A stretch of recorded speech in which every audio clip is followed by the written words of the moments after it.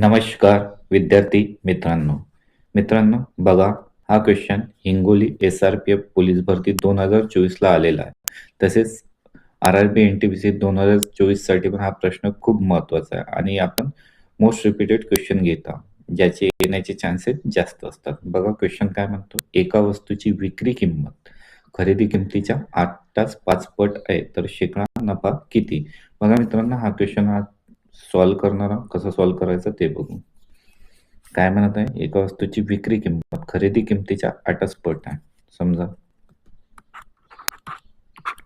विक्री किंमत काय खरेदी किमतीच्या 8 5 पट गुणाकार करून घेतला, पट आहे त्याच्या खरेदी किमतीच्या पट आहे म्हणून. आता बघा, विक्री किंमत भागीला खरेदी किंमत, इकडं गुणिला आहे तर काय होईल, इकडे येईल तर भागीला. 8 5, विक्री किंमत किती आहे 8, खरेदी किंमत किती आहे 5, म्हणजे आपण 5 ची वस्तू कितीला विकली 8 ला. कितीचा प्रॉफिट झाला 3 रुपयाचा.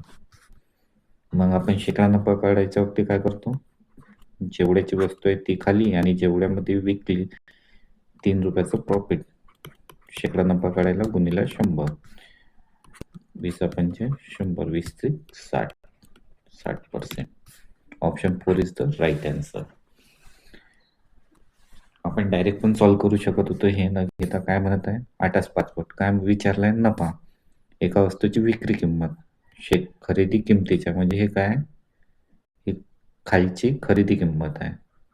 नफा केव्हा आहे, जेव्हा प्रॉफिट आहे. तर किती रुपयाचं प्रॉफिट होतं इथे 3 रुपयाचं, हे लक्षात ठेवायचं. क्वेश्चन वाचायचा नफा विचारलाय म्हणजे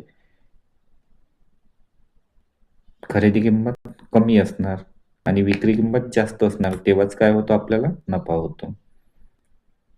म्हणून एका वस्तूची विक्री किंमत खरेदी किमतीच्या 8 5 पट आहे. ते किती रुपयाचं प्रॉफिट झालं 3 रुपयाचं.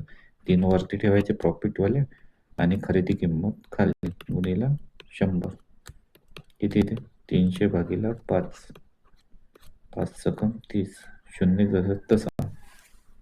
Option 4 is the right answer. बघा मित्रांनो, एक क्वेश्चन तुमच्यासाठी होमवर्कला दिलं, हा तुम्ही सॉल्व्ह करून,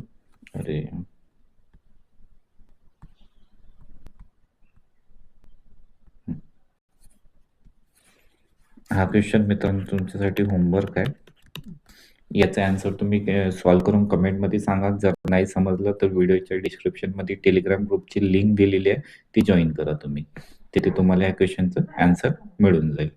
ठीक आहे. जर मित्रांनो तुम्हाला हा व्हिडिओ आवडला असल्यास व्हिडिओला लाईक करा आणि चॅनलला सबस्क्राईब करा. व्हिडिओ बघितल्याबद्दल तुम्हा सर्वांचे धन्यवाद.